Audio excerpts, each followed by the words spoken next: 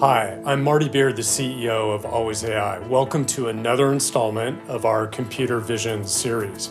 There's a lot of different trends going on in the world right now which are driving a huge amount of innovation across the tech stack, but particularly in computer vision. So let's walk through some of those trends. One of the things that we're seeing is massive supply chain disruption. Supply chains are really struggling to optimize their manufacturing, to deal with a lot of different labor disruption, and basically to just get their products built and out the door. We're also in an environment of increased focus on health and safety. We need environments that are safer, environments that are more efficient. At the same time, there's this inexorable march towards a need for real-time information. We need to make decisions quicker, and we need to make better decisions. We're seeing this in retail. We're seeing this as we move into an autonomous transportation world.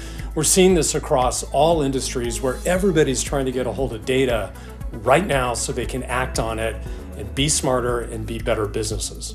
All of these trends could generally be categorized as the need for intelligent automation. These are really not possible without computer vision. Let me give several examples of how computer vision is being used today.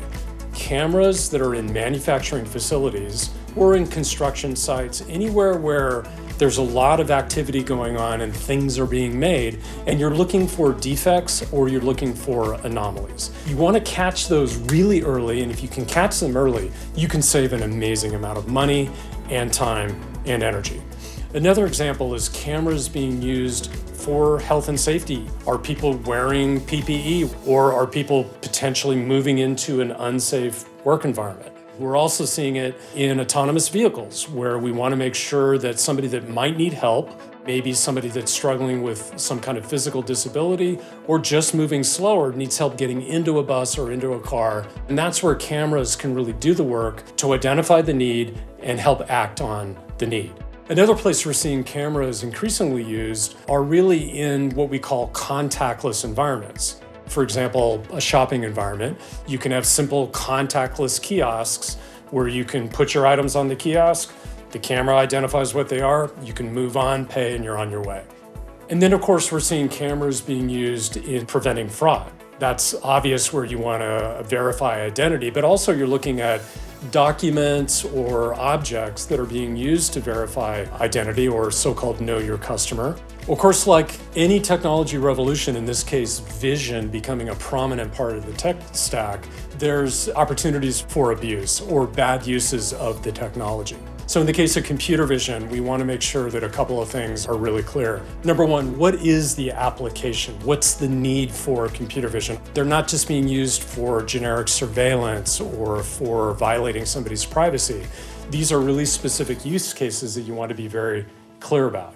Number two, I mentioned privacy is also enabling privacy. And in situations like a retail environment where you want to allow opt-out or blurring to make sure that people understand that their identities are protected while you can still generate the goodness from the application, you're not violating somebody's privacy. We as a company have really worked hard on trying to innovate to make sure that we can protect the privacy of consumers.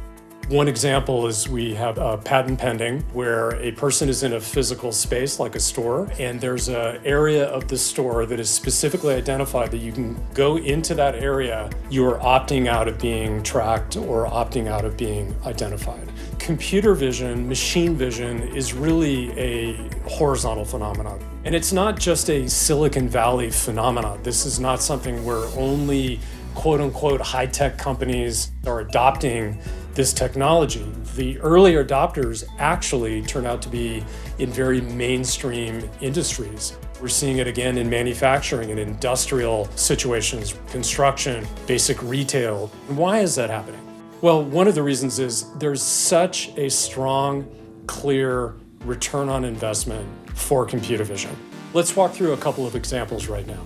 Let's go to the payoff section of our website and dive into the ROI specifics. As you can see, we have what we call an ROI calculator, and we've worked this through several common industry examples. Let's dive into retail first. What you can first do is determine your monthly store revenue. For this example, why don't we use something like $40,000? Now, we also want to determine, okay, how many stores are we going to deploy computer vision applications into? Here, we're going to talk about maybe 25 to 30 stores. Now, what are the numbers on the right? What's happening is it's taking a 3-year calculation of expenses and revenue impacts from implementing computer vision technology. And as you can see here, the ROI is roughly 5x, 4.97. That's 5 times the return of what you're currently spending by implementing computer vision. Most of the positive impact here is from top-line revenue gains. Because you're getting that real-time information about popular brands, optimal store placement, your staff is now able to more efficiently handle customers. All of that is driving roughly 7% revenue gain each year. So that's retail. Now let's go to manufacturing. Manufacturing is a very broad category. There's 3 elements that you can play with on your ROI calculator. One is, what is the average cost of the good that you're manufacturing? In our case, we're going to choose something about $400, and let's assume that we're a manufacturer of some electronic component. Next is the annual production capacity. How many of those components do you make? In this case, we're going to slide this down a bit and say that it's about 50 to 60,000 units per year.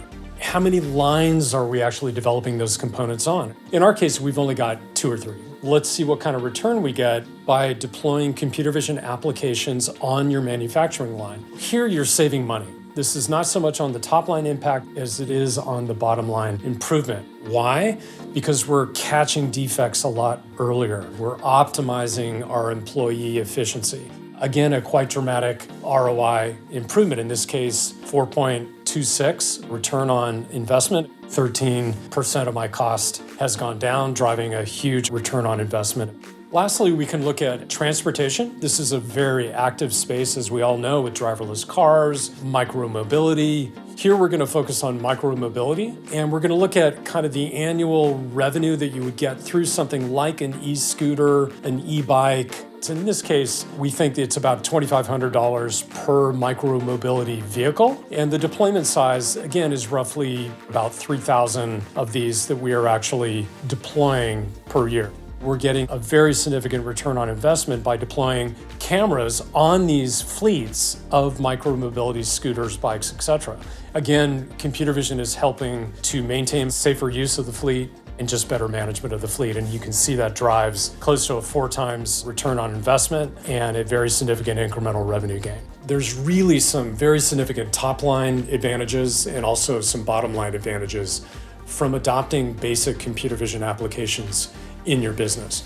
alwaysAI is really there to help you. We have the full end-to-end capabilities. What does that mean? We have everything from the computer vision models and the capability to help you upload your own model or select from our own catalog.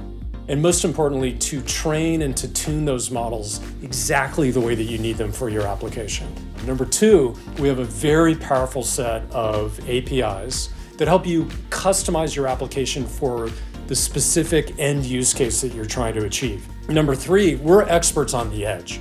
At the end of the day, all of this work has to go onto a camera on the edge, and it needs to run on the edge. And we're really, really strong at taking that application, getting it deployed out to an edge device, and actually running the inference on the edge. We do not charge for the inference. And then lastly, we provide an analytics capability. So you're running on the edge. You want to see the information. You want to understand what is happening. You want to get that real-time insight and drive those top and bottom line benefits that we talked about in our examples. And we'd love you to come by, go to our website, sign up for an account, and sign up for us to actually demo for you, to meet you, talk about your project, and help you get going in this exciting world today. Thank you very much.